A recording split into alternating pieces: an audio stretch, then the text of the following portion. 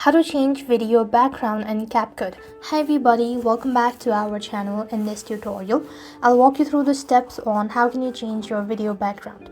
To do it, you want to open up your CapCut application. Now here you could actually go ahead and select the existing project, or you could go with a new project. Now for now, I'm just gonna go with a new project, and once you've actually done it, make sure to select the background that you want to use it. I'm gonna go with the photos, and I'm just gonna go with library here and then select the photo for the background.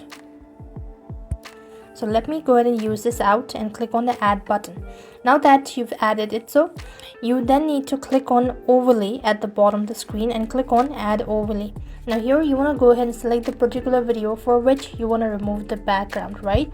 So what you have to do is you simply want to go ahead and select the video. So I'm just gonna go with any of these video, right? So click on the add button.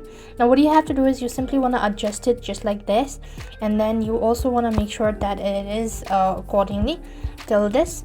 After you've actually done it, what next you want to do is you want to go ahead and click on the BG remove. There it is.